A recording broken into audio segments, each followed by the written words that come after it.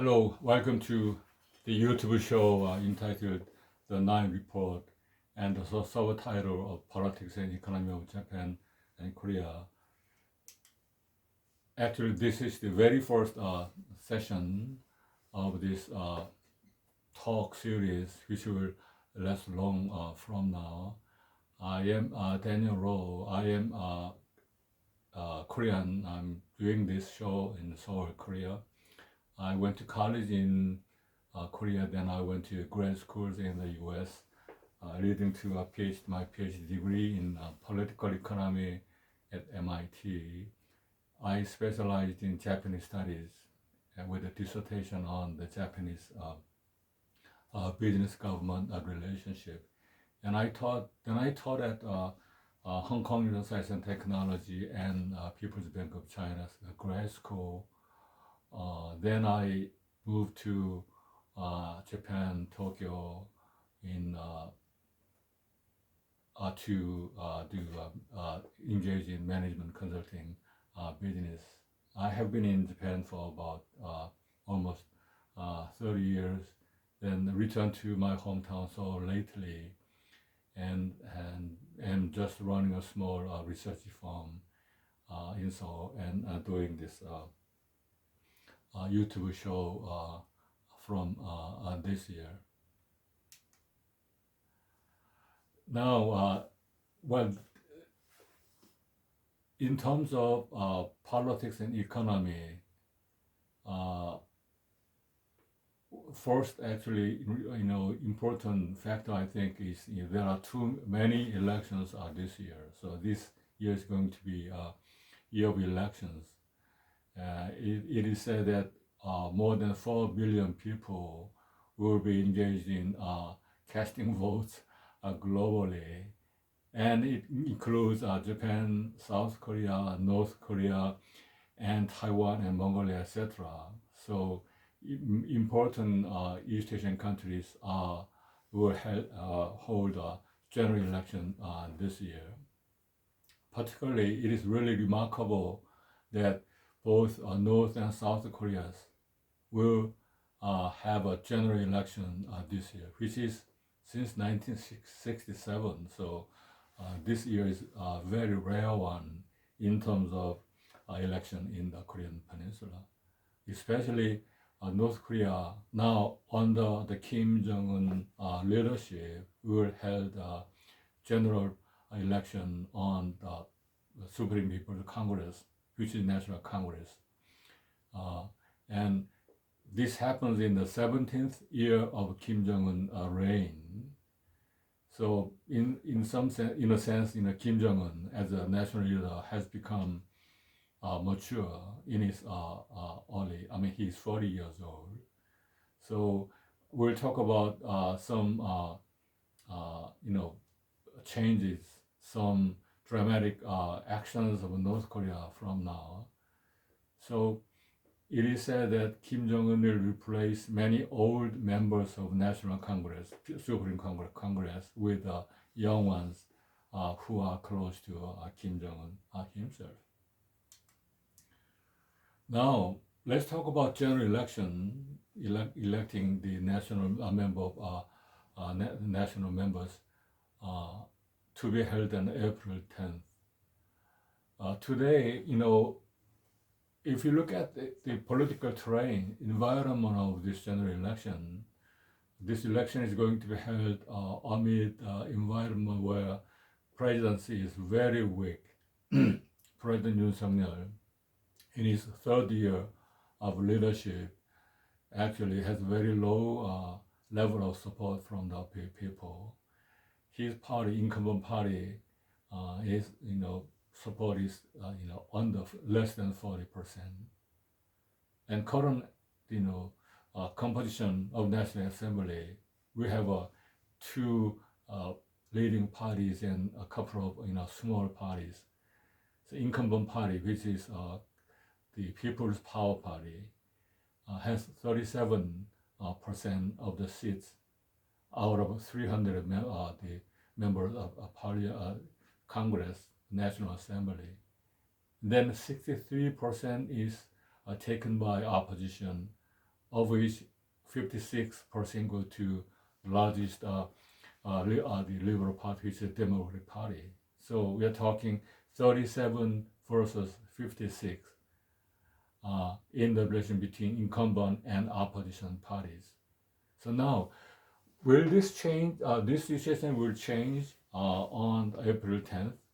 Not many Koreans think so. Maybe the weak incumbent party and strong opposition party structure will go on.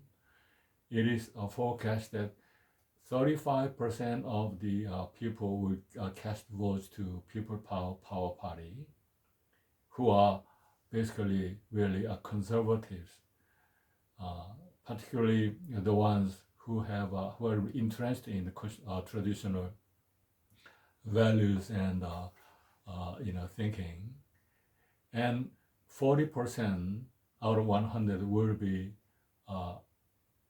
uncertain. I mean, they are really opportunistic. They haven't made up their mind yet.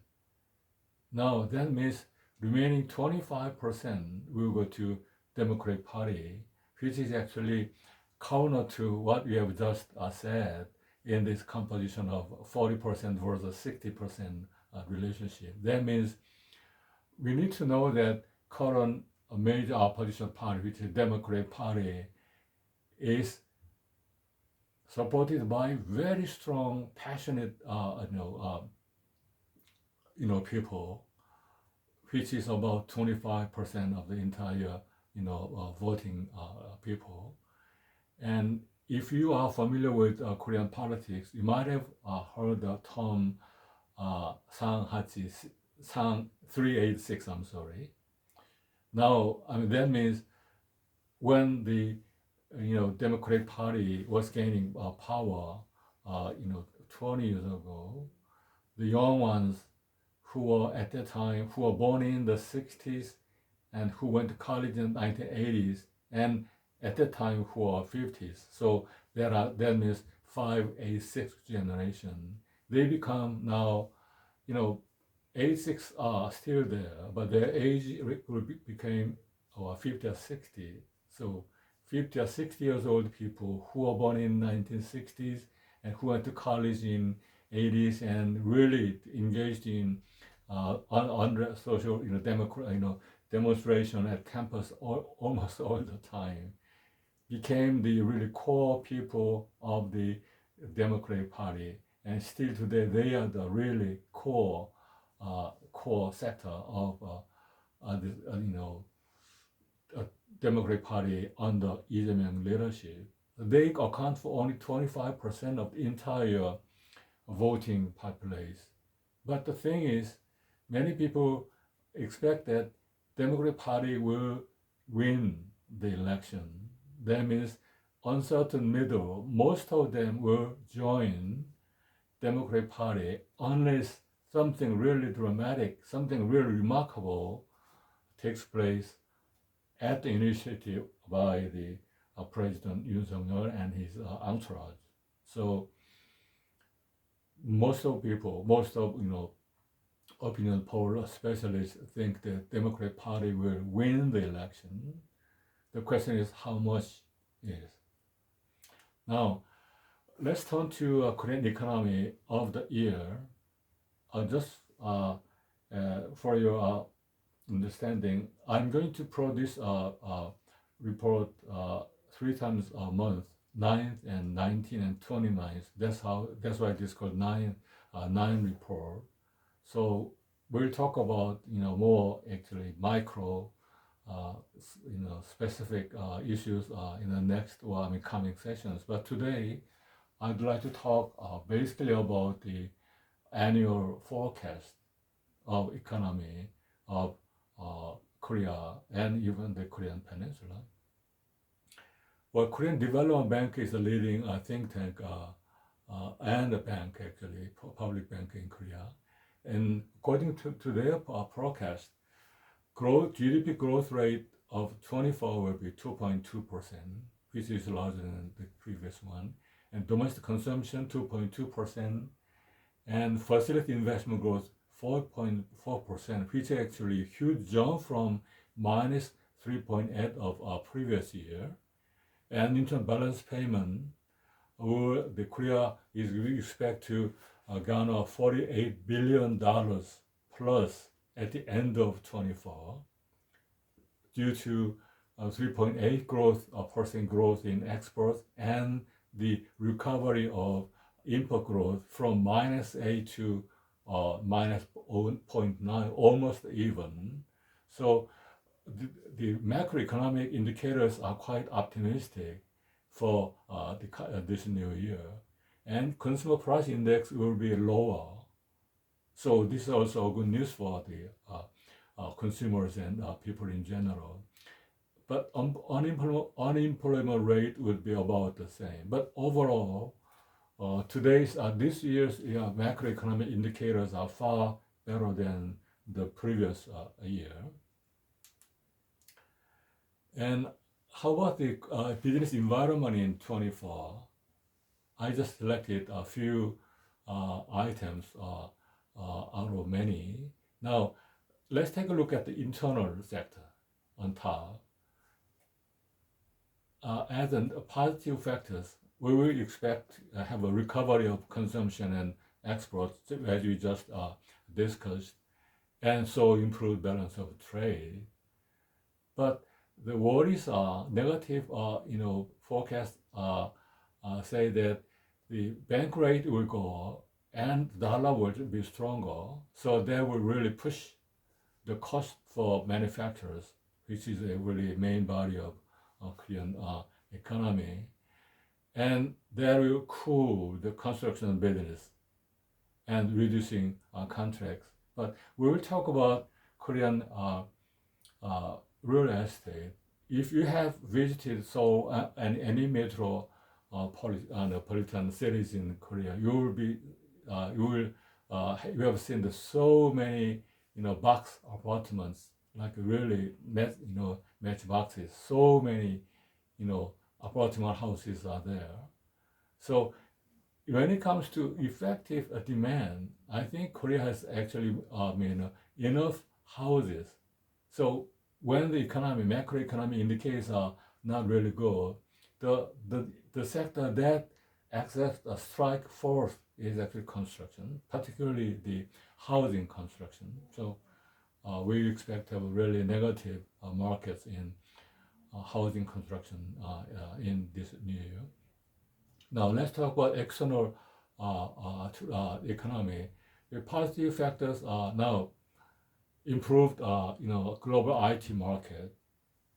So really, Samsung and LG and so many Korean electronic firms are doing really well in the global markets, and that will continue, they think. And large-scale foreign construction works, Korean or construction companies have huge contracts in many continents already. And pro-environment shipbuilding. Korean shipbuilding industries are doing well, but particularly pro-environment with new kinds of fuel, new kinds of engine, you have a demand from overseas markets. So Korean shipbuilding industry will have a good time, good record this year. But as for negative factors, the big thing is in the Chinese economy is a really huge worry. Korean economy is very much dependent on the Chinese economy, and also it is a neighbor. And the Chinese economy is, forecast is not really good for this year. So slow recovery will have a negative impact on Korea. And also we expect to have a really global scale geopolitical risk and major countries protectionism already. Even the US, the most important liberal economy, is showing protectionist tendencies. And wars are, wars and conflicts are in many regions and countries. Amid that situation, prices of raw materials and oil will be very difficult to forecast, unstable, and also tougher environmental regulation globally and domestically will continue having a negative impact on the economy. Now let's talk about North Korea. North Korea risk in the new year. It should be in 24, I'm sorry. That is a typo. Kim Jong-un regime has invested so much effort, so much assets into nuclear, quote, perfection, nuclear capability perfection. Now it is really strengthened. North Korea Supreme People's Congress, National Congress, specified nuclear power in the Constitution. So they enrolled the term nuclear power in the national constitution. And also the tactical nuclear attacks, attack capabilities have improved in marine and air and in launch vehicles. Now, the relation with Korea, in a sense, post-war history of the Korean Peninsula is about the relation between North and South, whether they are going well or are going bad. Really, there are ups and downs and cycles.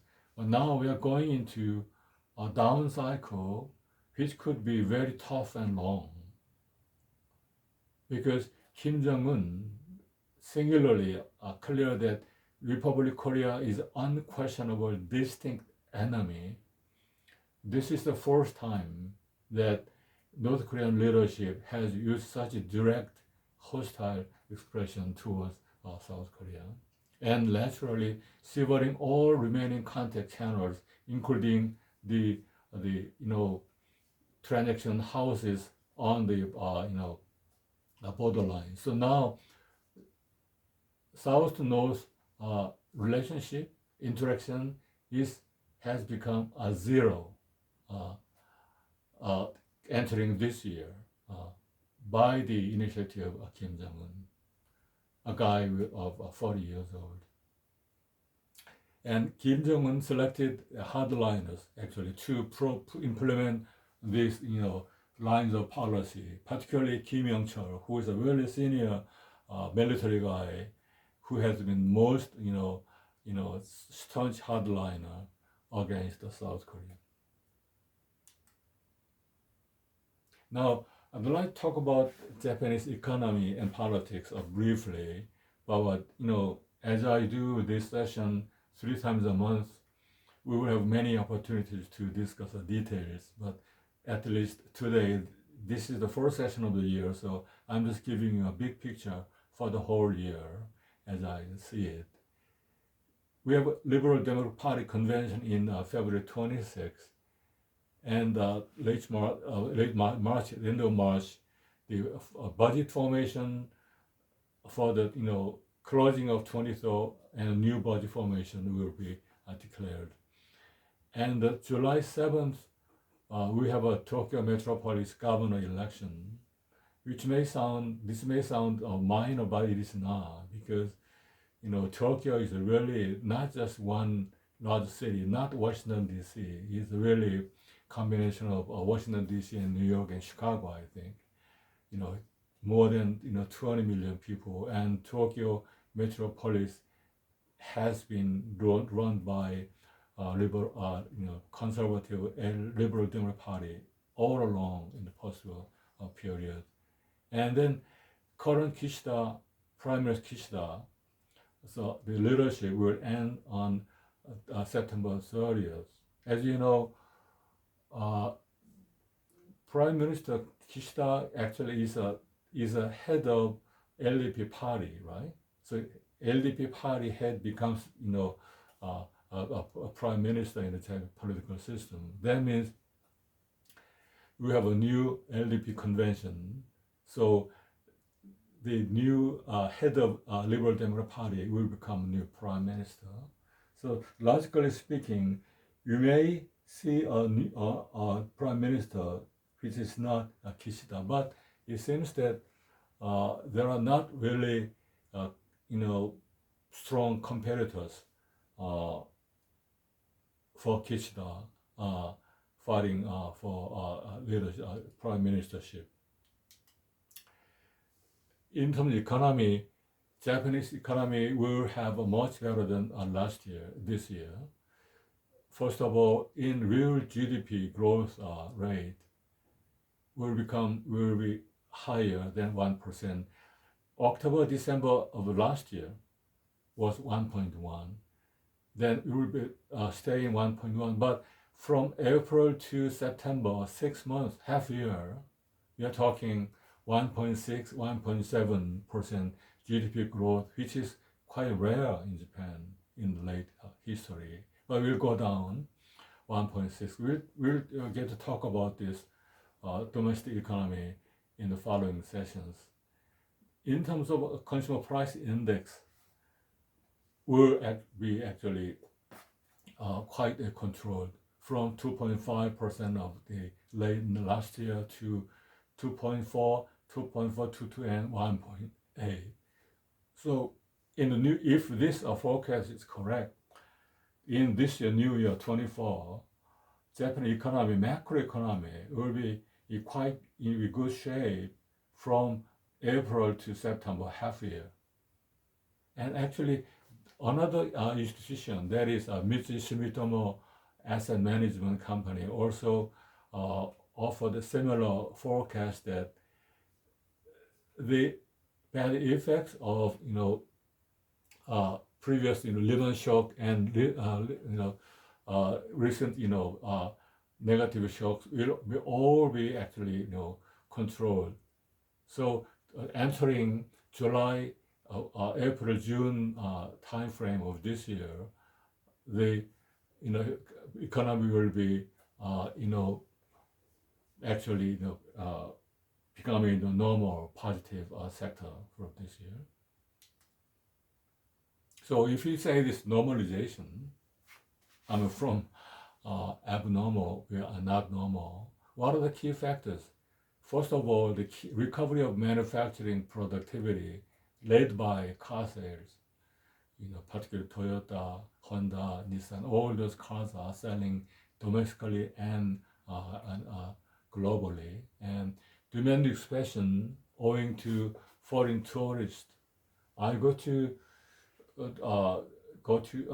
Japan twice, almost twice a month, but we see really lots of foreign tourists, particularly Chinese people. And Chinese people become affluent.